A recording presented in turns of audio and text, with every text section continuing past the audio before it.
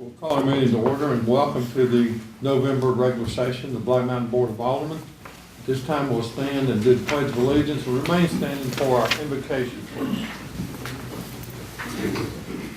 I pledge allegiance to the flag of the United States of America and to the republic for which it stands, one nation, under God, indivisible, with liberty and justice for all. This time, Reverend Linda Briggs from the United Methodist Church will do our invocation.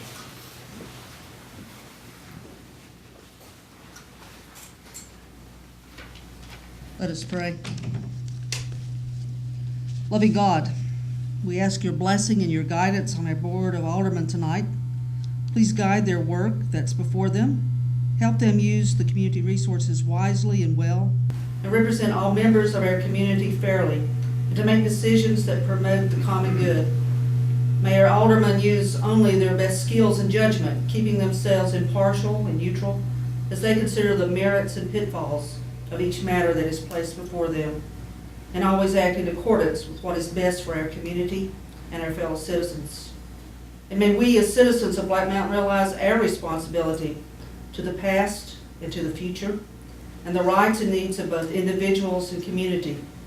As members of this community, may we appreciate one another and always treat one another with the utmost respect. We ask now, O God, for your blessing for our meeting tonight. In Jesus' name we pray. Amen. Thank you, Reverend.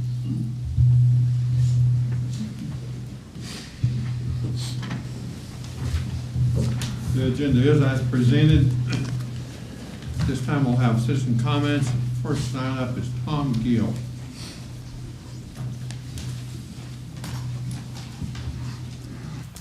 Mayor and Board, my name is Tom Gill. I live at 110 Walnut Street, and I would just like to give you a brief report on the Town Square project and where we are at this point. I'm pleased to update you this evening about what's happening with the Town Square. So far, donations totaling $104,000 have come in from people who have learned of the project and sent along a contribution to see the Town Square built. Another donor has contributed a $242,000 bequest to the project to be used for keeping the property in tip-top shape. We are currently in the process of securing contributions and pledges from both public and private donors with the ability to contribute in excess of $10,000, and are also on track to secure a significant lead gift donation. After the first of the year, we'll do more of a public campaign in which people will have the opportunity to donate in $50, up to $50, and get a brick that they can have their name or their family name on it. And we'll actually have 3 different sizes of bricks. We'll have benches and picnic tables and a whole thing going on. So that's going to be happening after the first of the year. So that's when it's really going to go public, and we'll see people really get involved. We're hoping the youngins at the schools will figure out some little fundraisers they can do and this and that. We've already had some fundraisers here in town. Of course, many of you are aware that when Dr. Cargile and her husband passed away, there was a grassroots effort from folks in town here to, at their memorial service, have pledges and donations given so that there can be a memorial for them on the Town Square as well. So they will also be remembered on the Town Square as a legacy to their long service here in town. As you are aware, the steering committee has worked with a consultant to help with fundraising for development of Town Square. We terminated the consultant's contract effective October 31st, 2012.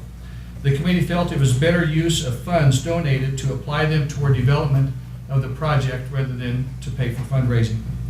I'm sure you've noticed the beautiful landscaping around the signs at each end of the property.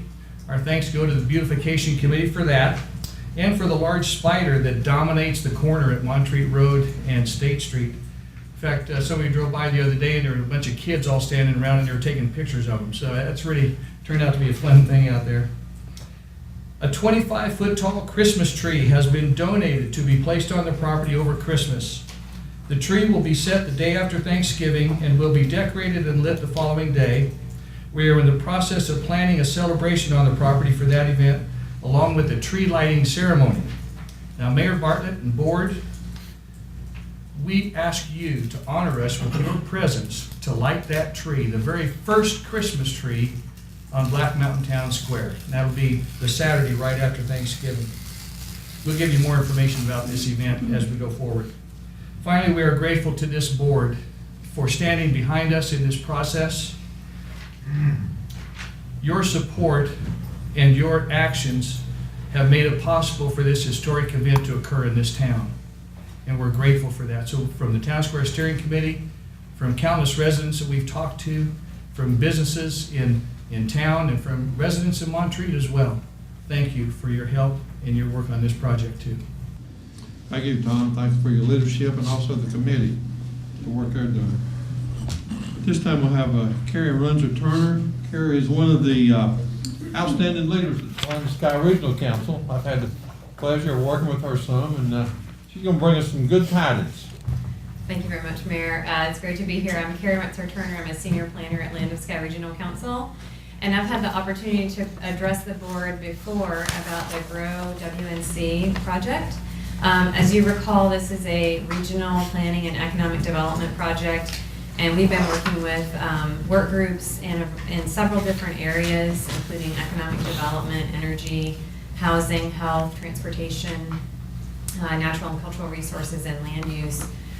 Since January, on kind of looking at all of our existing planning documents and identifying some goals and objectives for the future, and developing some models for future land use development that can be measured against different performance measures. And so we are getting ready to go out for our final round of community meetings. We had the first round of these back in May, and we've been gathering public input since then, including some small group meetings that we held to try to get some additional feedback from members of the community that haven't been involved so far. And so we're doing this final round beginning this week, and I've circulated a flyer, and I think there are copies out on the table as well for anybody who'd like to take one. The meeting is on Thursday, November 8th in the Civic Center in Asheville, and we have two sessions. One is from 1 to 3, and then we have a second session from 4 to 6. It's a drop-in style meeting. You don't have to come for the whole time. You can just stop by and take a look around. We're going to have on display 4 different scenarios that have been developed that illustrate how our land use pattern will differ in the future depending on decisions that we make now, and that will list out some performance measures that we can actually put numbers to decide what's the preferred scenario. And I would love to see some of you there if possible, and I'm happy to answer any questions. You can give me a call. Our phone number is on the flyer that we gave you, but we're trying to get the word out about the meetings and looking forward to hearing from the public about their thoughts on it. Thank you. Thank you. Carrie. Thank you very much. We'll be sure to attend. Next is E.V. Good.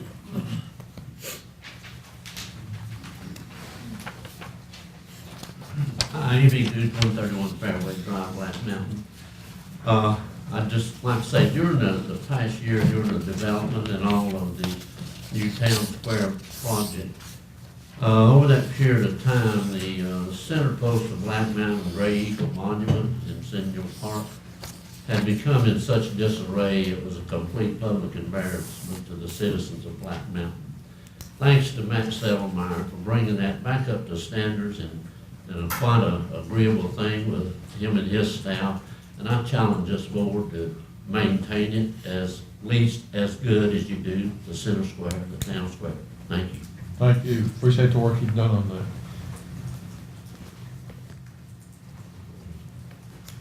We'll now have a report from Billy Casper Management Golf Course.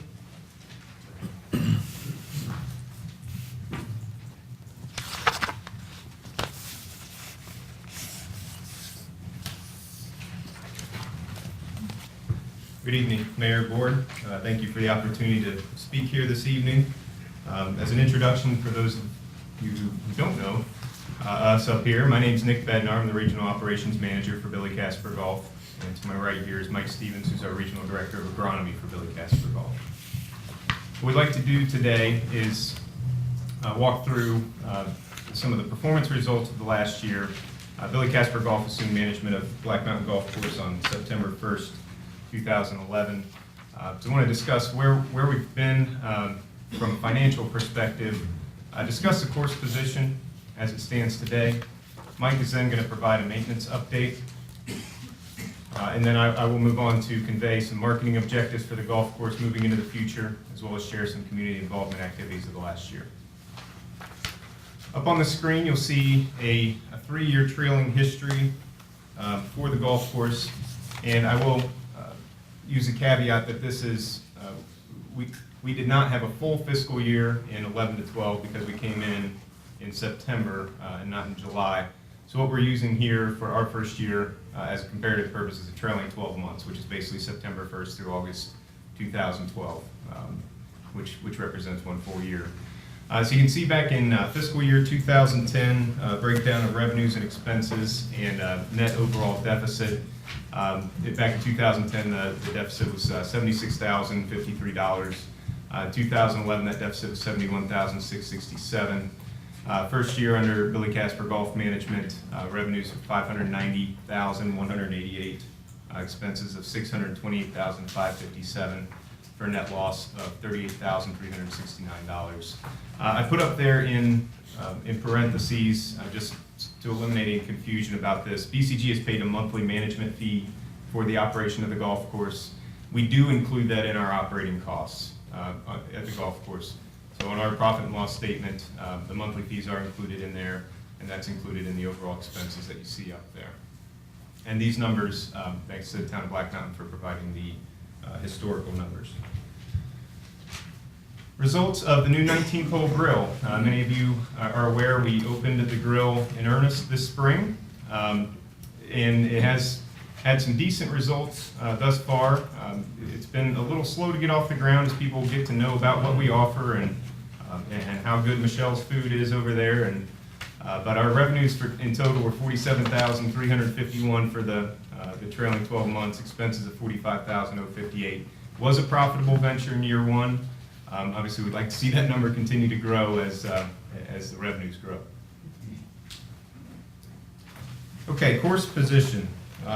We had a really good meeting earlier today with the Golf Advisory Committee, who brought several issues to our attention that we're working through, and we appreciate that. From our perspective, SWOT analysis, Black Mountain Golf Course has a lot of good things going for it. People tell us that the natural beauty of the property and the course layout are fantastic relative to the peers in the area. Get good, high marks on customer service, food quality, as I mentioned, with our new 19-hole grill, and overall value relative to the competitive set.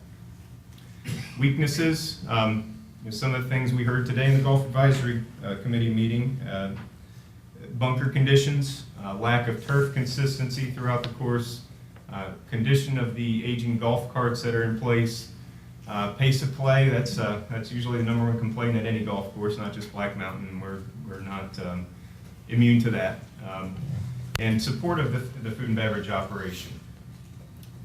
Opportunities that we have, well, to address some of those weaknesses that we have, to improve the bunkers and turf consistency. Again, some of the issues that came to light in today's Golf Advisory Committee meeting, what we're working through with our plan, and Mike will share more on that in just a moment. Course conditions and presentation improvement, improving the overall value to guests, add to our customer base, growing average rate per round, which is what APR stands for, and growing the food and beverage operation. Continued threats to the golf course, and this is a global issue across the golf industry, but increased competition. It's getting a little bit tougher out there as far as golf courses with our new economy. Golf population is decreasing, and that's a big reason why. In the last 5 years, 15% of golfers have stopped playing the game of golf, according to the National Golf Foundation, and that's something that the industry as a whole is working on through its player development programs, and that Billy Casper Golf is working on as well with our internal programs. Recovery of the economy is slow. That's no surprise. That's a factor of disposable income, which golf definitely fits into, and higher gas prices that we have to pay to run the golf course. One thing we can never escape in the golf industry is weather, good or bad. It's always going to factor into our performance. So with that, I'll turn it over to Mike, and he'll give an agronomic update. Mike? Thanks, Nick. Appreciate it. Again, my name is Mike Stevens. I'm the Regional Director of Agronomy for Billy Casper Golf in the Southeast. Again, wanted to touch on a lot of our goals, really our specific ones heading into 2012, which will quite honestly remain the same goals as we continue our agronomic plan heading into 2013 and beyond. we touched on this in our Golf Advisory Committee Council earlier on today. When we step on property for the first time, like we did back in September of last year, you're tasked with putting together a quick plan of a snapshot of what the golf course is in its life. Coming into the years of deferred maintenance, we had to prioritize where we spent our time.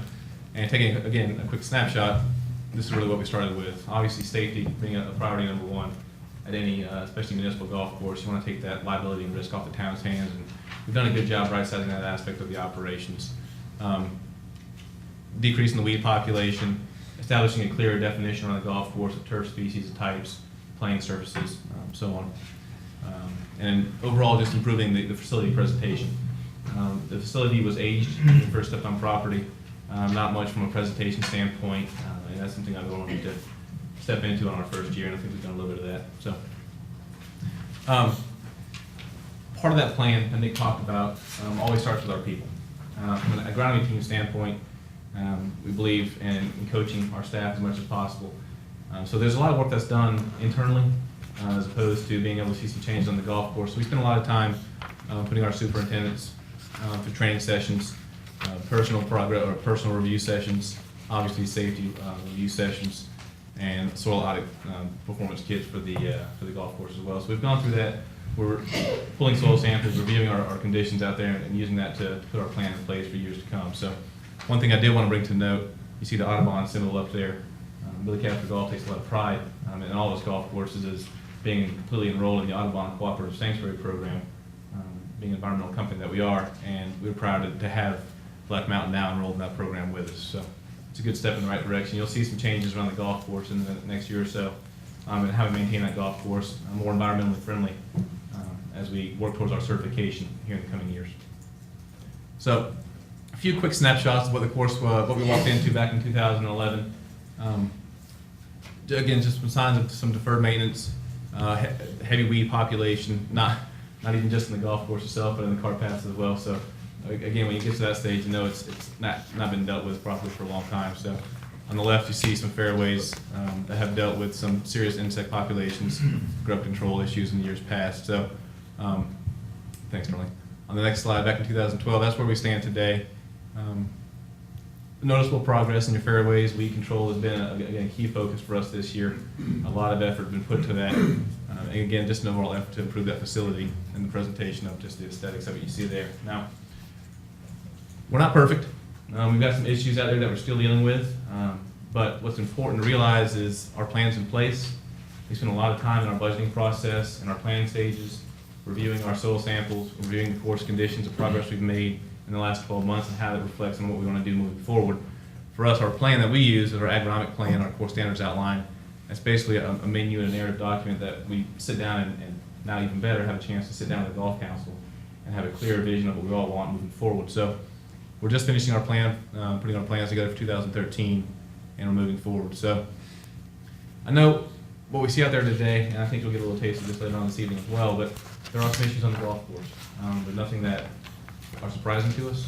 We've been dealing with them for a while now, and I think the town's been dealing with them for a little bit longer. But what's important to realize is that this isn't new to us. We're excited about the progress we've made in a lot of areas of the golf course, and we're excited about the opportunity that lies ahead for the rest of the areas that we're dealing with too. So, on the next slide, if you want to move forward just a second. This is a small example of some of the progress we're making out there. This is number 90 on the front side of Black Mountain. On the left side is a golf course, is a tee that's had a lot of herbicide application. We've been pushing the weed pressure back quite a bit. So you're going to end up with a lot of thinning, especially in the summer months when the turf is a little weakened. So on the right is just a pure example of, okay, you get through that process, you do the agronomic means necessary, and proofs in the pudding, our plans work. So we're comfortable with where we are. We're looking forward to next spring and hit the growing season again.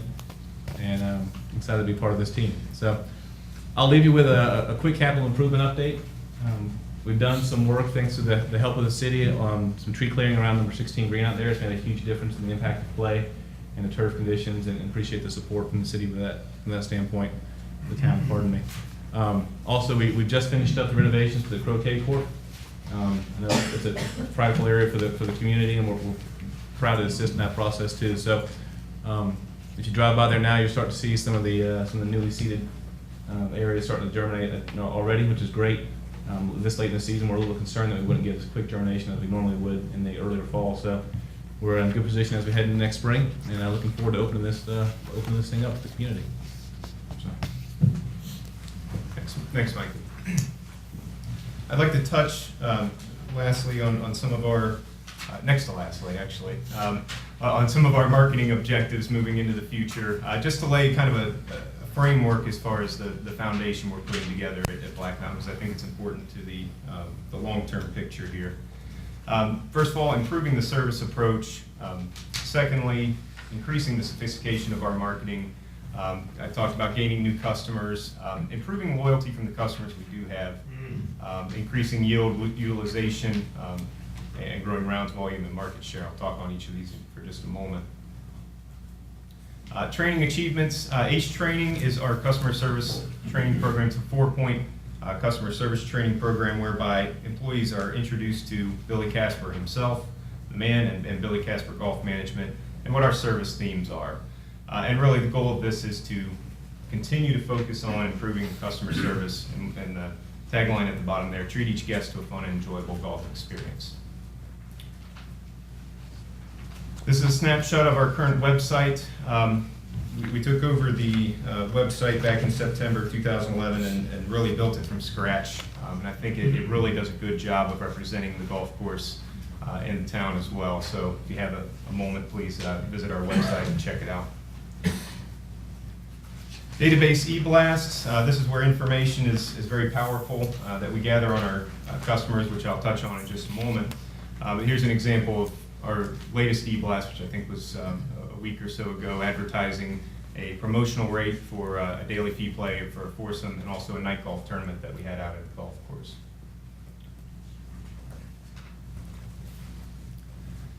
Electronic tee sheet seems pretty simple. When we came into the picture, the club was using paper tee sheets, which are effective in managing the daily operations of the club. What the electronic tee sheet allows us to do most powerfully is, first of all, we can make tee times online 24 hours a day. But it also helps us gather information about our customers, and I'll touch on that for just a moment. Our goal in Billy Casper Golf is to be able to contact 90% of the guests who play back at Black Mountain Golf Course. We're not quite there yet. We certainly have added a lot of customers into our database over the last year. And we're measuring this monthly and through our mystery shop platform as well. Last year, Black Mountain added 3,419 contactable guests to its database, which seems like a lot, but it's really just scratching the surface as far as where we plan to be in 2, 3, 4 years. Typically at courses like Black Mountain, we'll see that number grow to 5,000, 6,000, all the way up to 10, 15,000 within 3 or 4 years. So that's powerful. It helps us when we're sending out those emails as well. They're just reaching more people, and we're getting our message out to more folks. It also lets us know where our golfers are coming from. If we gather zip code information from our customers, you can see here who's playing Black Mountain Golf Course over the course of 2012. A lot of the information is going to be not surprising, and some of it will be somewhat surprising, but just to walk you through this here, you can see the number of contacts that are in there is important. Those are the actual number of customers, but perhaps even more important than that is RPC, which is rounds per customer. So we're gauging not only where our customers are coming from, but how often they're playing us as well, and that's very helpful to us as we're allocating our marketing resources. Another thing we look at is customer loyalty and how it relates to how we're marketing the different brackets. This report shows us is basically a bar graph of how many customers fit into the 1 year or 1 golf round per year category, how many fit into 2 to 5 golf rounds per year, how many fit into 6 to 15, 16 to 40, 41 to 80, and so on and so forth. What this allows us to do is it shows us how many new customers do we have, how many customers do we have that are just coming to us once, and why. What can we do to market to that group differently than we would to, say, the group that is already playing us 41 to 80 times a year? And the whole purpose of this is to help us design our loyalty programs that will allow us to move more people from the left side of the screen over to the right side of the screen and play more golf with us. Customer acquisition is an important part of our mix as well. We spend a lot of time focusing on the folks who are in front of us and playing us the most often, our most loyal guests, but we need to add more to the pipeline too. So some of the things we've done over the last year is we've advertised in the Asheville Citizen-Times by using a customer acquisition effort, which you can see there on the left, which mirrors the email that I showed earlier. It also shows some of our membership offerings for the golf course. We've also used Black Mountain News, golfnow.com being a third-party provider that helps us sell our underutilized tee times. And Living Social is something we've used not only for the golf course, but for the restaurant as well. And really the whole point of these are to get new customers to see Black Mountain. And it's our job, once they play us, to earn their repeat business. Building loyalty, we introduced a new annual card pass program, 2 annual new card pass programs, one called the Birdie Pass, one called the Eagle Pass. You can see their price points here, so you have a lower price point entry for the Birdie Pass, which allows customers to save, generally speaking, $8 off of each round of golf they play with a golf cart, 18 holes. And the $119 card on the right side, you save $12 off every time you play 18 holes. So a couple things this does, it in effect improves our rounds per customer. People buy into the program, they're more likely to come back and play us versus one of the competitors. Secondly, it stimulates some more membership revenue for the club. And frankly, it makes the course more affordable and a better value to the people who are taking advantage of the cards in a proper manner. Golfer Retention Improvement Program, or GRIP for short. This is basically all-encompassing of what I just talked about. It's all about knowing our customer behaviors and their playing habits, and we've laid the foundation for that. A lot of what we do in our first year at a new golf course is gather information about the market, about the customers that are playing our golf course. We feel, obviously, we have 3,400 people, new people that we're marketing to on a bi-weekly basis. We feel that will only continue to grow, and now we have meaningful information about who's playing our golf course. We can market to them appropriately. The goal is to continuously improve value, and this doesn't start now. It doesn't stop 2 years from now. It just continuously is something we have our eye on, and it starts with the product, which Mike talked about a little bit, and our long-term plan for improving the golf course itself. Service, as far as the ACE program, making sure we are treating each guest to a fun, enjoyable experience, and having the right people in place to provide that. And then price, through programs like our Birdie and Eagle Pass program, as well as just finding the sweet spot of the market too, which is an ever-changing point as well. Lastly, community outreach. A couple things we're proud of here I wanted to share with the group. World's largest golf outing was on August 12th. This was something that Billy Casper Golf held at 140 golf courses nationwide. Black Mountain, Brent, John did a fantastic job of selling this event to the local community, and the whole purpose is to have obviously spark revenue for the golf course, but also to raise money for the Wounded Warrior Project. We did have 95 participants at Black Mountain Golf Course, which was fantastic. It was on the upper end of the golf courses within Billy Casper Golf, so it shows the support of the community and the effort of Brent and John on getting people to play. And Black Mountain Golf Course raised $3,461 for Wounded Warriors Project. Company-wide, Billy Casper Golf raised over $400,000 with 7,906 players, which is more than twice what we did last year. It's something we look at building on next year. And last but not least here, the Billy Casper Benefit for the Town Square Project. I have a few pictures up here. We did have Billy Casper come in earlier in the year to kind of kick off the season, and we used it as an opportunity to raise some funds for the Black Mountain Town Square Project. You can see at the bottom of the screen, we did raise $2,000 for the Town Square Project as well, and I can confirm Billy Casper thoroughly enjoyed his visit to Black Mountain, spending some time with the citizens and the board and mayor. And with that, I'll leave you with the parting remark that Billy Casper is proud to be in Black Mountain. we take the responsibility that you've given us and the trust you've put into us to manage your golf course very seriously. And we have the utmost confidence that this golf course is going to go in the right direction, and we'll continue to see progress as the years pass. As you move into, I assume you're through, as you Yes. move into 2012, what do you see as the biggest concerns Billy Casper Management has with the Black Mountain Golf Course? Into 2013. Into, 2012-13. Well, I think the biggest concern is continuing to progress the product that we have out there. The turf conditions are and always will be the most important, the important aspect of the golf course, and that's where our focus is going to continue to be. Mike, do you want to expand upon that? And you hit the nail on the head. Like Nick says, it all starts with staying on the first tee and having an enjoyable experience the entire way around. So conditions play obviously a very big impact on that. So we know where we stand today, and we know the opportunities that exist out there in front of us, and our goal is to get after them. Tonight on our agenda, we have the golf carts coming up to be approved.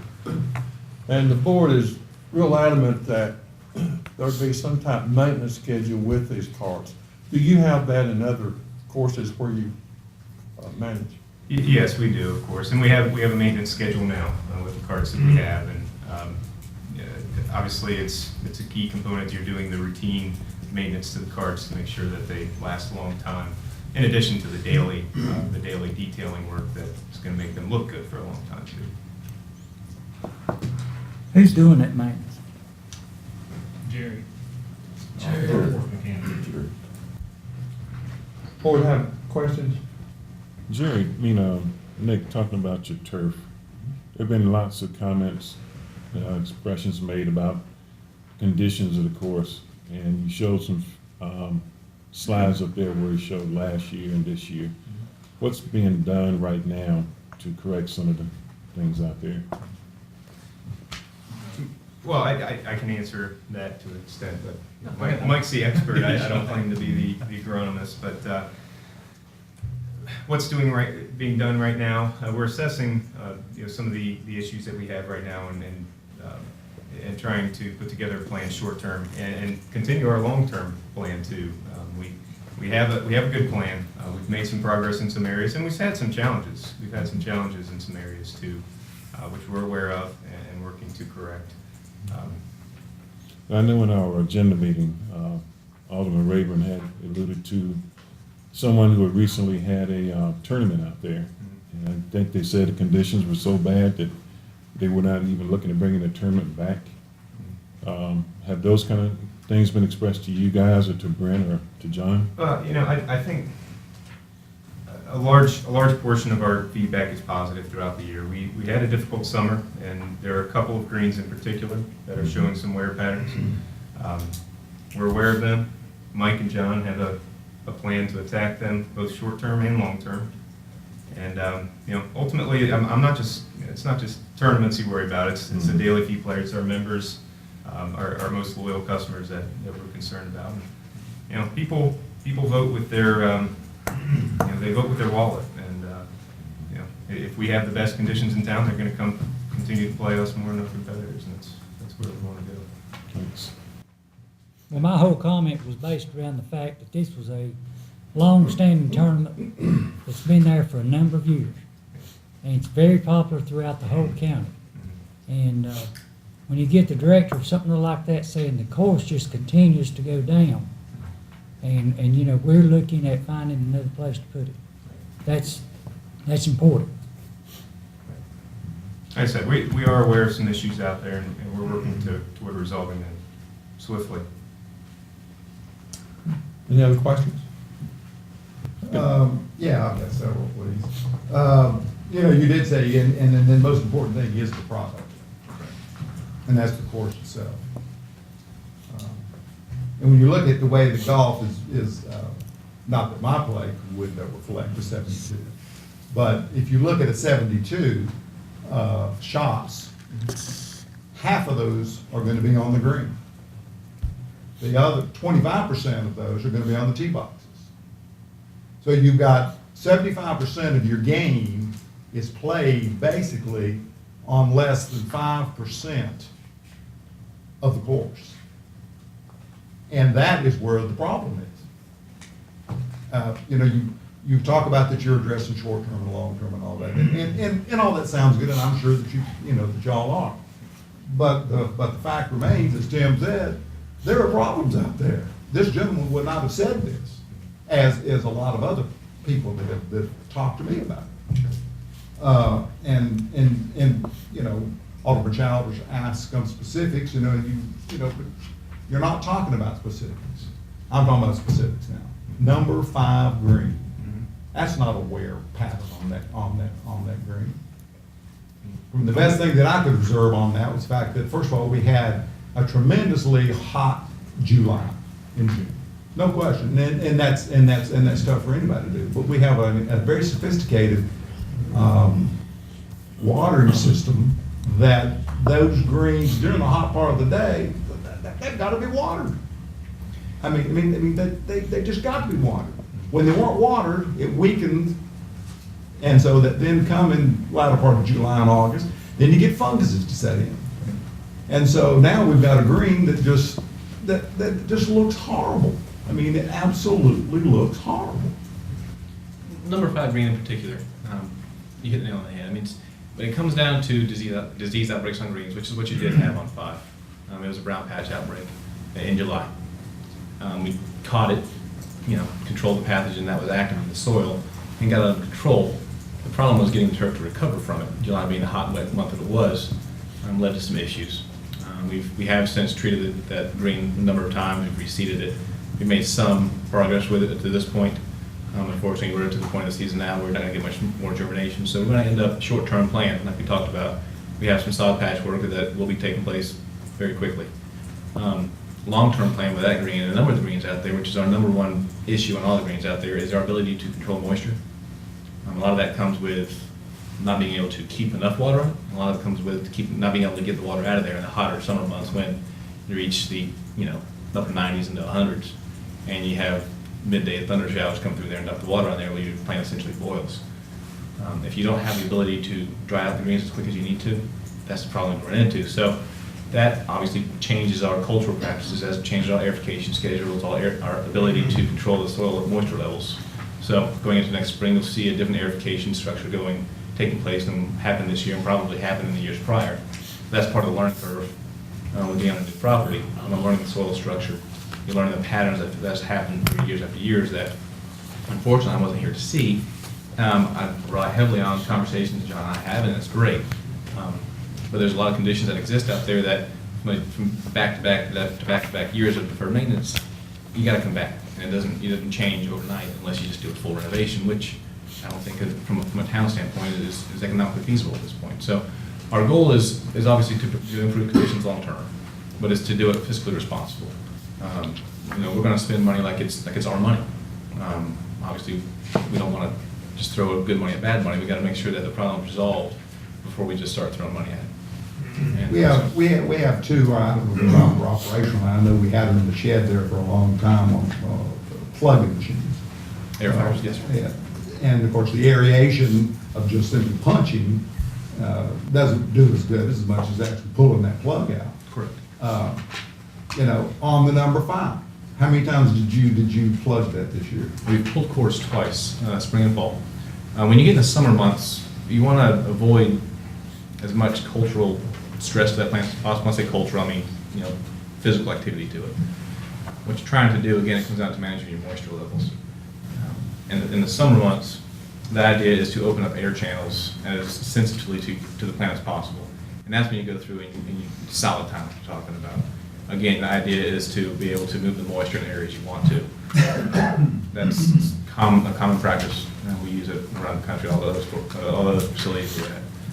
It's just part of managing greens, big grass greens in the south. And when you look at the greens that we have in the lay of that course, and again, I'm focusing mostly on the greens, because I mean, that's what these golfers are most interested in. Mm-hmm. I mean, you can have the fairways out there that, you know, and the fairways look good. Of course, I mean, my son had a garden this summer. He had a beautiful cornfield out there.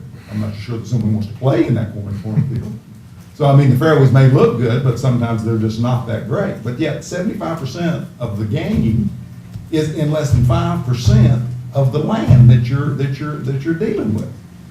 Do you have a system? I mean, I know you got some cards here and you have a little soil sample there. What is your system as far as pulling soil samples, as far as finding out what trace elements are, as far as finding out the particulate matter, so that number 5 green versus number 16, which is a complete different environment there, and then number 8, which is up on a hill, which would be primarily clay, and then sending those off to state to have them NC State or the Department of Agriculture. Please review for me what exactly you do on a weekly, on a monthly, and on a quarterly basis, so that you know what the subsoil is and what you need to do. Typically, for most of our facilities, we pull spring, summer, and fall soil reports. More frequently if we need to. We have been at 3 levels at this point. Fertility levels at Black Mountain were expected. There's nothing shocking when you pull the nutritional levels at this point. That's not the main issue.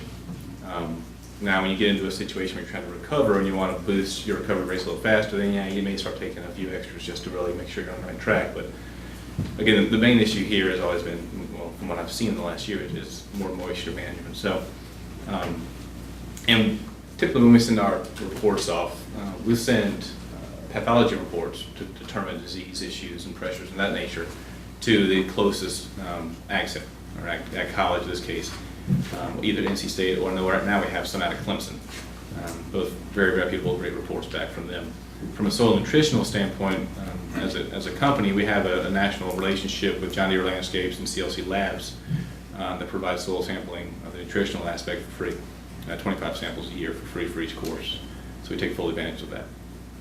So what I'm hearing you say then is that you're on top of it for a short term and then you have a long term plan. Absolutely. So I'm assuming then that you have some kind of a printout that would then give you the past history of the green, and I'm speaking of greens, if it's fairways or something different, but that for the greens and for the tee boxes, and so that it shows what's been pulled, what you're looking, and then what you're planning to do in the future. Is there a way that I could get a copy of that? Absolutely, yeah.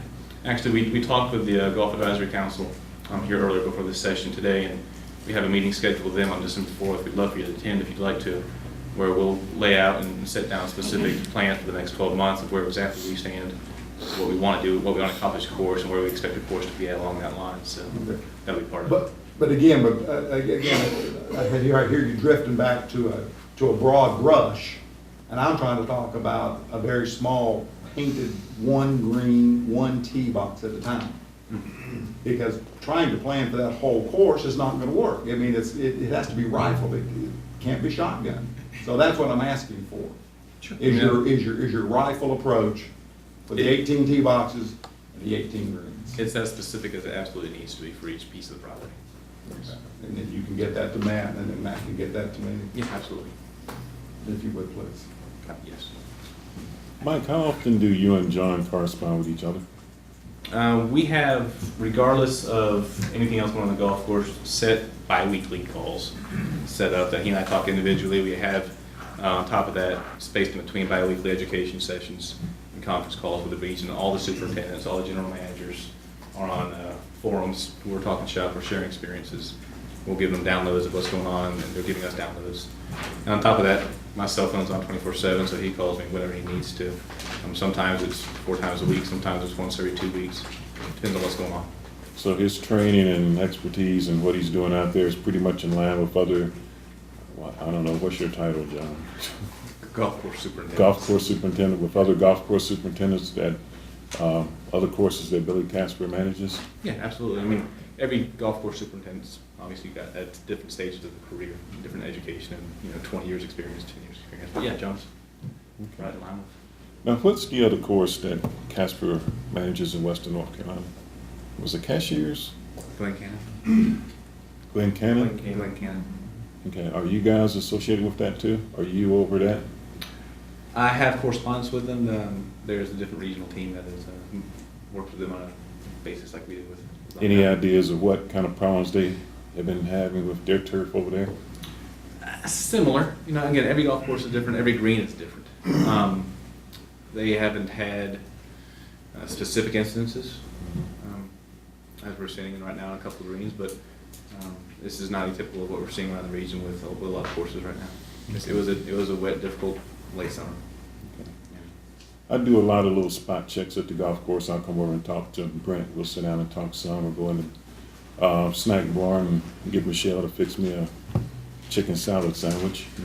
Or I'll go out and talk to some of the golfers. And yet, I maybe had a couple who have kind of expressed their displeasure over some of the greens and all that stuff out there. But a lot of the people I've talked to, I've talked to a couple out-of-town visitors the other day, and they were very complimentary of the course and very complimentary of the staff that we're working too. So there's a lot of positive stuff. I spent the majority of today on the course, writing with John, talking shop, talking the plan, and of course stopping golfers and asking how they're doing and having a good time. Probably the job I really enjoy.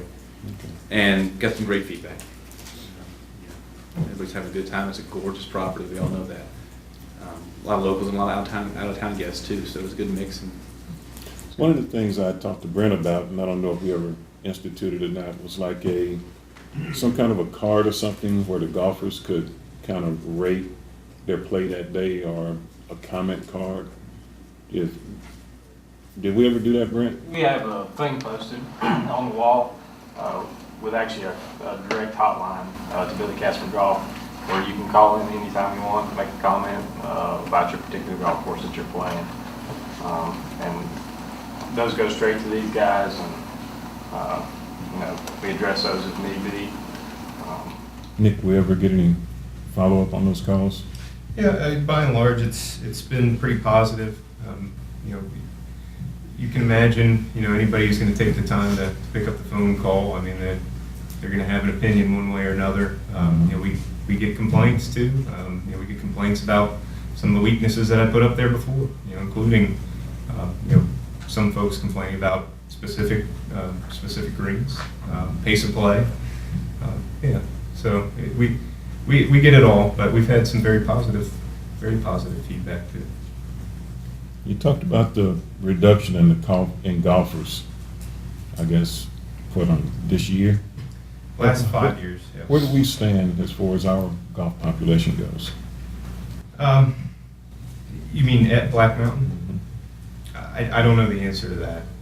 There's a specific set of golfers that lives in Western North Carolina, and we own a specific portion of them. I mean membership. What is our membership right now? What the exact number? We're at 137 members. 137 members. Last year we had 117. We're still trying to recover from the 2-year promotional deal that we had going, so that's a slow process. On the sales and marketing here from this income statement, which was not very detailed. I see that you're down about $4,400 on what you had projected that you were going to spend on marketing. And of course, that's right at the height of the season. Some particular reason why you aren't marketing more during the absolute best time of the year to play golf? Well, I believe we budgeted $15,000 for sales and marketing year one. We just didn't spend it all. Part of the reason was we didn't meet our revenue budget either. So when we're looking at where we're making adjustments on the expense side, no, we have been advertising pretty consistently, at least with the Asheville paper, over the last 4 months, Brian? So we have, and we're trying to test out, again, what works and what doesn't, what drives volume. We're measuring ROI. You're probably looking at our profit and loss summary page there, but we have more detailed statements as well too, and you can break it down by line item. How do we get those? How can we, I would like to request that a hard copy be sent to Matt, please, so that he could then get it out to us. The financials are sent to Dean Luby each month. As it looks now from the cash in the bank, And then noticing that we are now beginning the 5 worst months of the year for the golf course. When do you think you'll be coming to us for another $50,000? Well, hopefully, we won't be coming for you for a whole $50,000, but, you know, we're just entering the time of the season where we're cashing it, really toward the second half of October into November.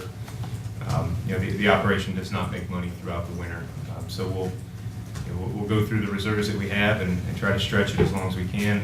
As you know, it depends on, you know, how well the winter goes too. And if we have a good winter and we have golf throughout the whole winter, then it'll help that. But Last year we probably had one of the finest winters that we're ever gonna have, and you had to come to us for 100,000, so if we have a bad winter, you anticipate coming for more than 100? No, sir. Well, I mean, our net operating loss was 38,000, so I can't imagine anything would change to. Well, I mean, I'm just talking about what had happened. Right. You know, we had good play in the winter, and yet, you know, you had to come back to the well twice. Yeah, I can't imagine it would go to that level, and we're going to do everything we can to keep it to an absolute minimum and pay it back as quickly as we possibly can. Where on here is the expense account for your travel? I couldn't find it. I don't know what you're looking at. Well, I mean, I just couldn't. I've got something from Billy Casper golf here, and then got some other thing. I'm just trying to figure out how much that y'all spent for travel. We're budgeted for $6,000 a year. In the first year, we spent a little bit more than that because of it being a transition, and you know, we frankly had to come back you know, quite often. We had a transition team here as well too, so yeah, that's what we're budgeted for, and we try to keep it as minimum as we possibly can. When we look at some of these expenses here, outside from the contract, we're charging $6,000 a month, charging $6,000 a year for travel. What other expenses is a flow through from corporate headquarters that is then averaged over all the 105 portions? There are very few, and there are instances where we're able to, giving our buying power to negotiate retainers with certain groups to get a better deal for each of our individual courses. Really, I think the only one that impacts Black Mountain is our graphic design. That's something that we have a company called Warnish & Associates, it's based out of Virginia, that does the graphic design for all of our golf courses, and each course is charged really ultimately based on their consumption of that graphic design. We have different levels. We have clubs that spend a lot on graphic design, get a lot of flyers, a lot of posters, and then we have some that have less. What is the fee? What is Black Mountain being charged by corporate? For the whole year for that, I believe it's about $3,000, and that hits the marketing budget. And they do everything for all of our collateral, email blasts, website, print ads. Is there anything on the insurance side that from corporate that flows through? Well, we procure insurance for the town, and it's based on the amount of employees you have at the course. It's course specific for the insurance. It's not, we don't bill out one set amount to each golf course. It's based on the size. Would you also please send that to Matt, please, so we can see exactly what we're being charged on that, please? Absolutely. As you guys have already stated, we've had the best year weather-wise that we've had in a long time. What do you foresee as far as making money in the future? How long before you think there's going to be a turnaround to where you guys are making the town money? I would like to think it's going to be within the next year or two, definitely. We're close. We are close. We're closer. And, we were talking about this earlier. The difference between a $38,000 deficit and a break-even proposition is it's really 1,500 rounds of golf. And you break that down by week by day, we're not that far off. And I think if we continue to learn more about this market and learn more about the customers that are playing here, I I would say that'll be a good goal to shoot for heading into the next fiscal year, starting next July. If you don't hit that goal, would y'all leave? I don't know how to answer that. No. He says yes, you'll No, probably. no, of course, I mean, and we said it before, I mean, Billy Casper Golf likes being in Black Mountain. We want to be good partners. We want to meet the town's goals. And every client's goals are different. We understand here that making money is very important, and we're going to manage the property to do that.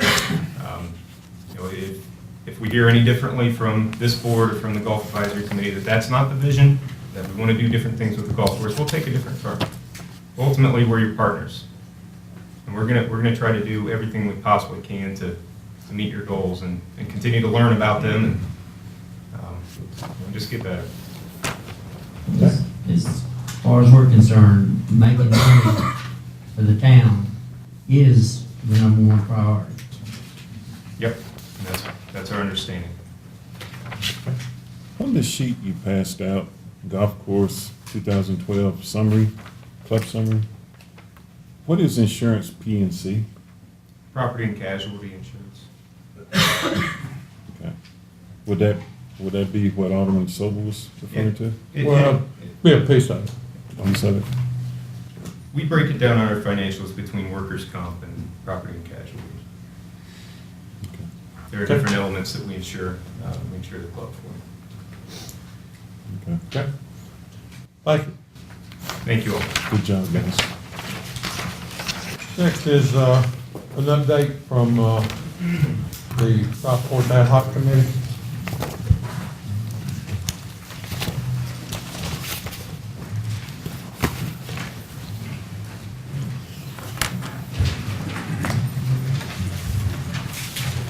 Man, I think it's gonna be more fun over here than it is over there. Just had to say that. Just a brief report from the committee.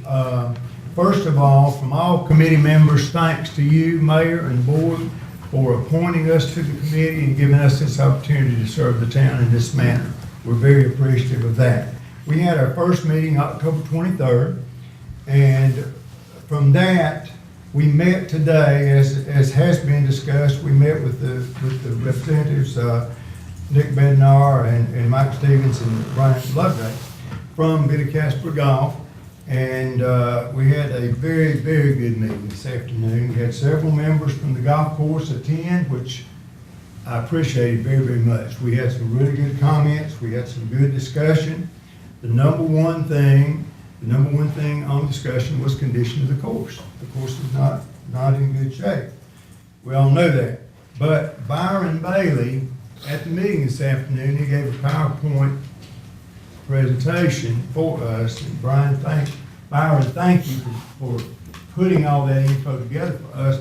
And I'm going to ask him to come and just go through that. It's not long, but I think it's worth all of us looking at.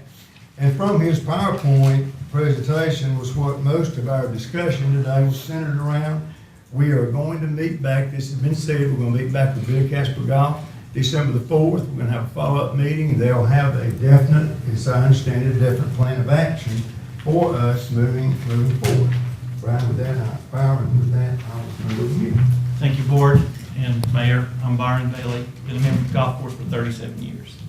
This is the PowerPoint presentation that the Golf Advisory Committee put together to present to Billy Casper this afternoon. We started off by trying to establish a baseline.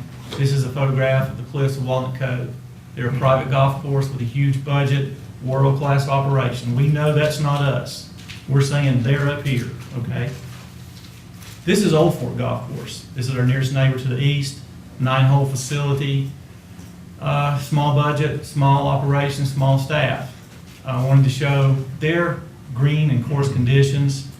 We feel like if Walnut Cove is up here, Old Fort's probably here, and we've always felt like Black Mountain should be somewhere in between those two. It's just another example of the second green. I'd like to point out that slope. There's a bunker just on the other side of that slope, that fringe condition and the green condition. This is another example of the second green, just so you can see across the green and see the consistency of the grass and the playability of that green. This is Black Mountain Golf Course that we're very proud of. It's a beautiful facility. It's a great layout. It's far superior to what they have at Old Fort as far as the layout. This is a look between the first and second fairways. This is weeds out of control, folks. If you hit a ball in that ditch, it's gone. That's $4 in the ditch. First hole, we don't have a driving range, no place to warm up, and a lot of players come out, and that's where the ball ends up. This is the first green. We have 3 greens at Black Mountain that are newer greens, number 1, number 7, number 13. They were built to PGA specs. They should be fairly reactive to treatments and water and conditioning to keep them in a good playable condition. These 2 bunkers that front the first green probably catch more golf balls than any 2 on the golf course. This is the left bunker.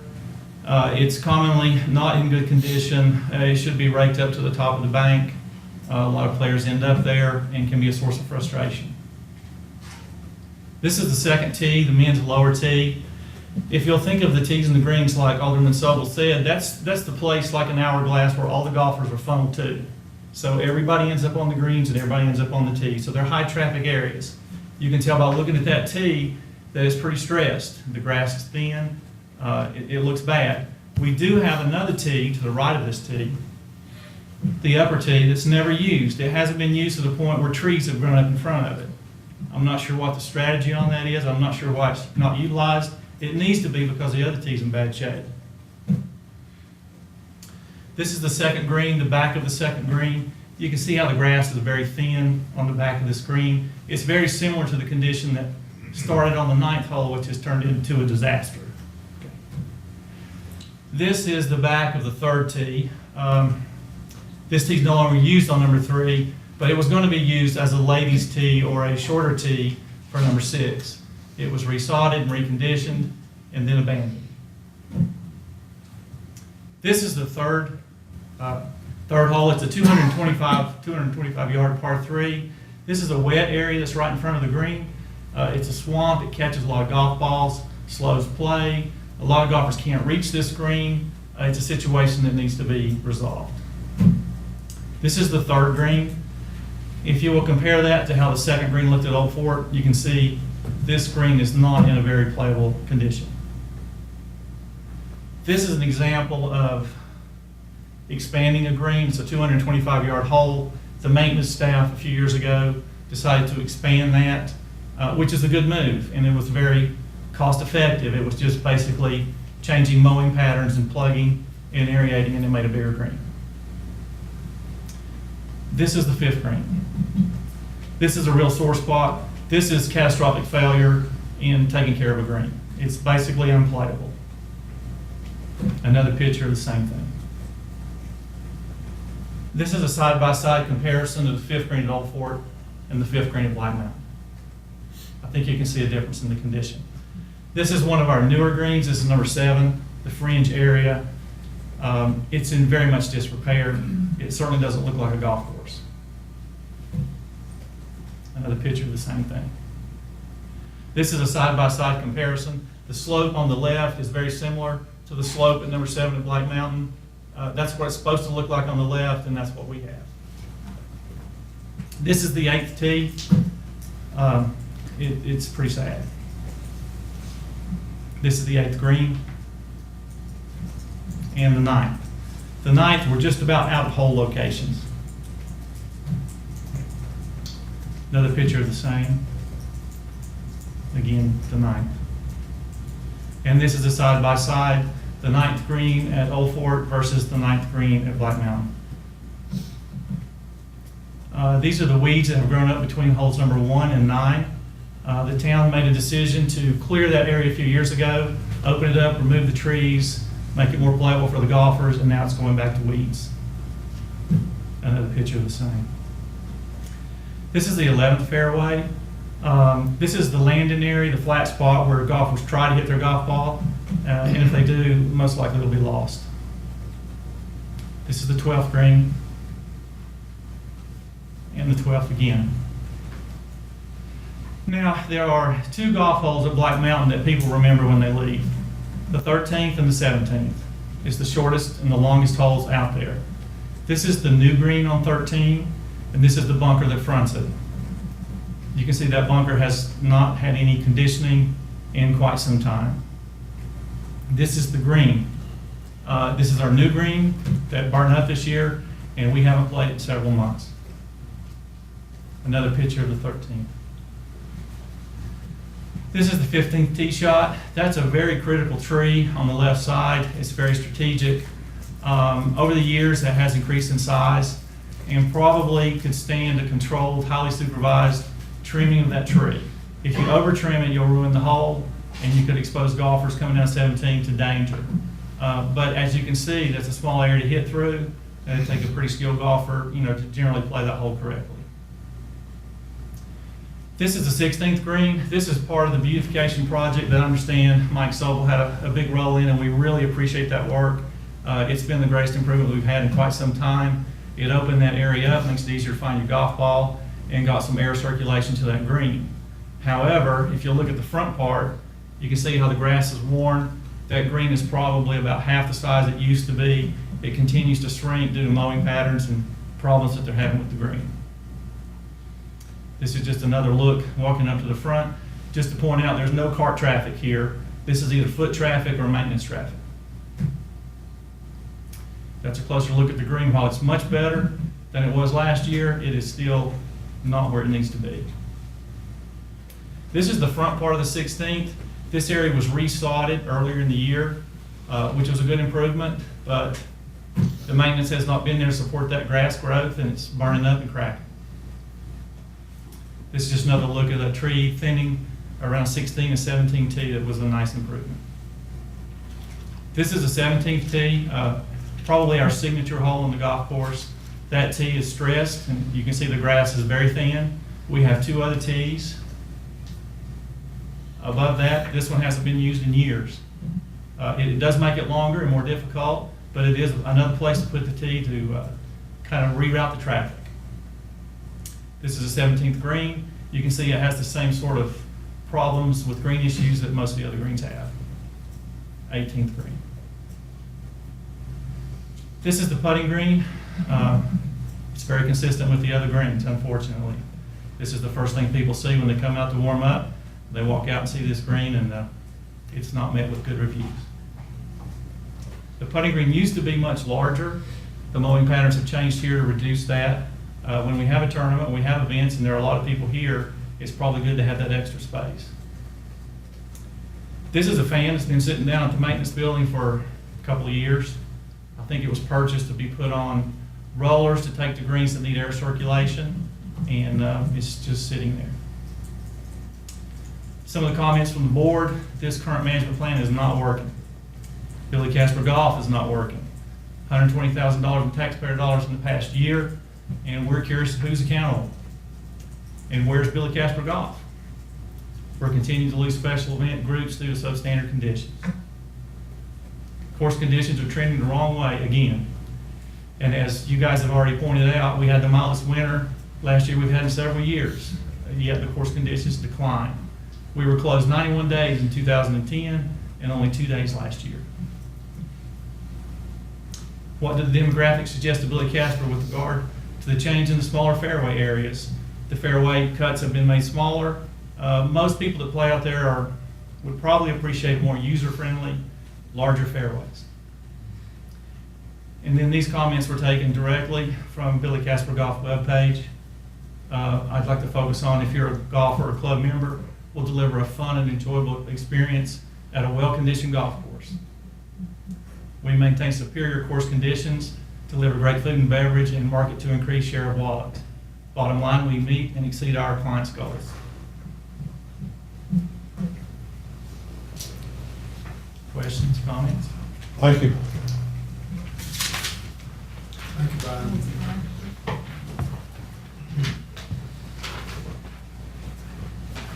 Next is the consent agenda. Matt, you want to lead us through that? Well, first, of course, you got the adoption of minutes, that I think everybody's got. Then you've got a budget amendment to recognize the principal debt for some water lines that have been put in the last few years. As I had said before, I think we had gotten it was a $3 million project. We got a grant for $2 million of that. We got a loan for $1 million of that. We knew coming in that the state was going to set the principal amount for this year, and that's what and now that we have the hard numbers for that, that's what this budget amendment reflects. Okay. Is there a motion to approve consent items A and B? I so moved. Any discussion? All in favor say aye. Aye. Matt, you want to review the new business? Yes, sir. And Nick and his guys have put this information together for us. This is about the lease purchase for 72 golf carts. The low bid for that was from Yamaha.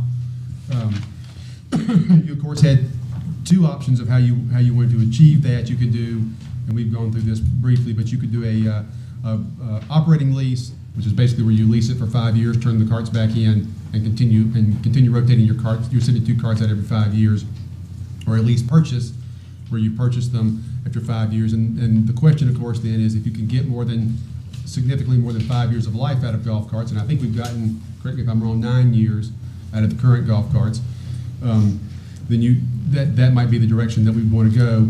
And as I pointed out, as I think as others have said, on the reason that the operating lease is low this time is because there's a trade-in value for the existing carts. So we get about $100,000 of trade-in value.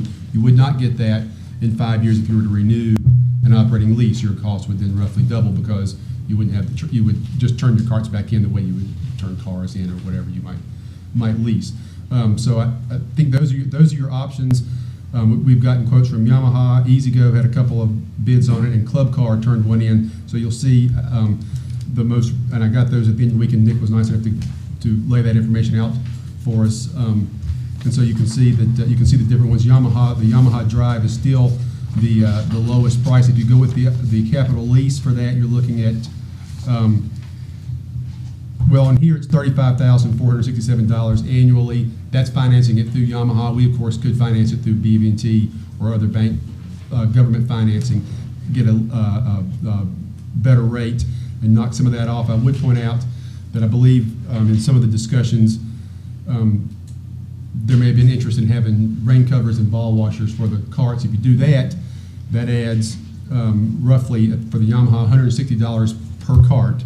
So if you add that back in to the cost, let's say you're going to do a capital lease, and I hate to keep just throwing numbers at you, but you're basically going to spend about $1,500 more per year if we finance at a lower rate and you add that in. You're really looking probably about $1,000 more. You're looking at $36,500 for to add those two features to the carts. The carts were not bid with those features. Those I guess are ones that might be something specific that folks in Black Mountain might like. So just keep that in mind. That is the different options. I'd be glad for Nick to comment on different variations of the carts. If you have specific questions about the carts, if you have questions about the different lease financing options, Dean would be glad to help with that too, and I'll try. I think Dean continues to search for lower financing, Yes. which is already very attractive. Yes, that's exactly. But I know some banks have failed to get back in touch with him yet. Previously, when we had Yamaha, we got excellent service. We do have some Yamaha parts still that could be used, is what I was told. Is there a motion to authorize purchase of these? I make a motion that we would purchase these units, and I'll bring it back to us.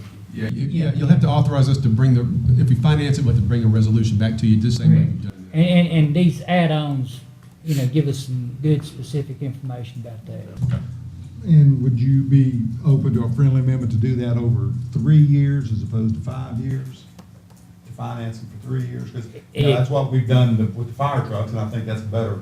If the finance officer it feels like we can do that, then yes, I'm definitely in favor of that. Get those numbers for us if you would. Okay. Yeah, let us bring back. If you want to do the capital purchase, let's bring back the specific numbers between a 3-year and a 5-year, and we can get hard numbers then from the different banks and use those numbers that might give you a little more comfort level with it. Okay. Okay, and I'd also like, again, to request from Nick that he go ahead and provide us, I know that you said that we have maintenance on our cars, and that sounds good to the public, but from my experience and from other people there, you know, we do not have we don't have the proper maintenance being given to the carts now that should be given, and it has been given to the carts in the past. And so we need some assurance from Billy Casper Golf that we have somebody that knows what they're doing, how they're gonna do it, the schedule for the maintenance on the carts, whether it's tire pressure, oil change, you know, whatever that needs to be done, it needs to be done on a consistent basis. Because that's what was done with the Yamahas years ago. What was done with these club cars.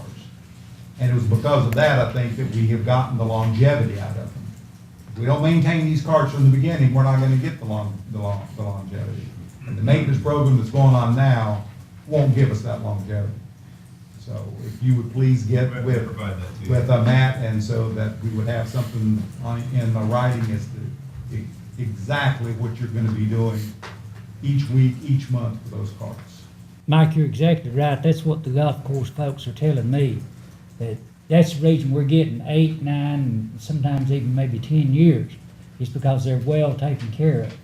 And obviously these are not being. Well, we need you to find another John White and Bob Lambert. That's the reason it's where it is. Okay, any other discussion? All in favor say aye. Aye. Under, the next item is the Black Mountain Golf Course reporting directly to the town manager. As you can see, there's a lot of financial issues and the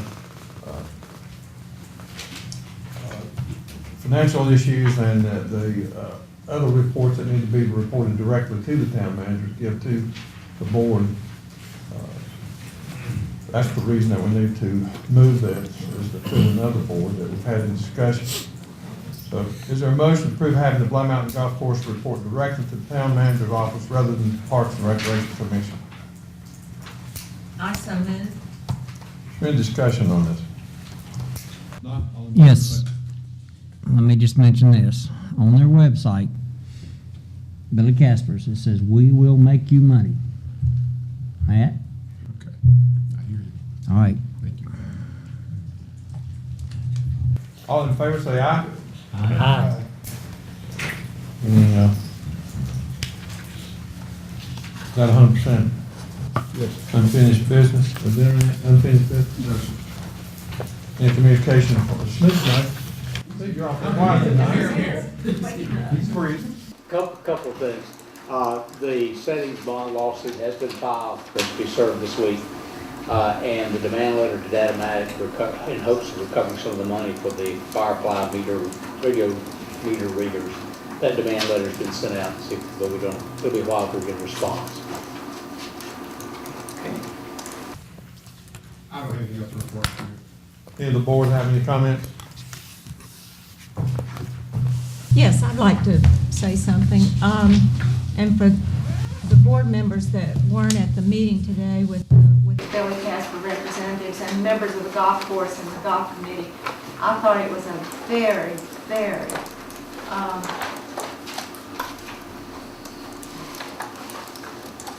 good meeting. Very productive. Yeah, very much so.